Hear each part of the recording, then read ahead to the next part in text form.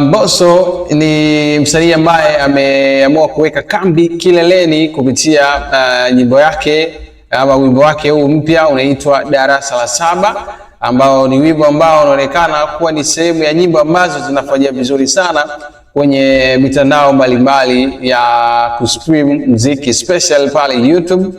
Na Mbosso ameweka rekodi 2 kwa wiki hii, kwa maana ya kwenye upande wa top songs on YouTube Tanzania ambazo zinafanya vizuri, lakini pia kwenye upande wa nyimbo 10 ambazo zina trend, pia kwenye upande wa views, yani wale watazamaji kwenye upande wa video. Tukija kwenye upande wa nyimbo ambazo kwenye upande wa top song on YouTube Tanzania, wimbo wa kwanza ni wa kwake Mbosso, Darasa la Saba, kufuatiwa na wimbo wa Zuchu unaitwa Bado Nakupenda. D-Voice wimbo wake unaitwa Baridi. Burna Boy yuko hapa kutoka nchini Nigeria, wimbo wake unaitwa For Everybody, yuko nafasi ya 4. Nandy yuko nafasi ya 5. Diamond Platnumz yuko nafasi ya 6 kupitia wimbo wake unaitwa Natulizana. Mario wimbo wake unaitwa Olua. Harmonize wimbo wake uko nafasi ya 8 unaitwa Leo featuring Mbosso.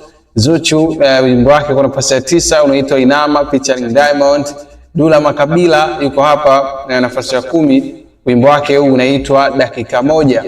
Sasa hizo ni nyimbo 10 ambazo nimekutajia kwa upande huo, lakini kwa upande mwingine ambao Mbosso anafanya vizuri ni kwenye top 10 trending ambazo zinafanya vizuri kwenye upande wa YouTube, especially pale kwenye upande wa video. Wimbo wake uko nafasi ya kwanza ukiwa na views milioni 4.5, alafu nafasi ya pili ni wimbo wa Diamond una views ama watazamaji milioni 1.7. Dula Makabila wimbo wake una views 274,000 pale YouTube. Lakini pia nafasi ya 4 wimbo wa Zuchu Bado Nakupenda una views milioni 1.6.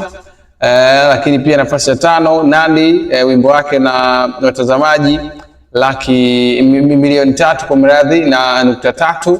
D-Voice featuring Zuchu wimbo wake unaitwa Baridi na views milioni 1.7.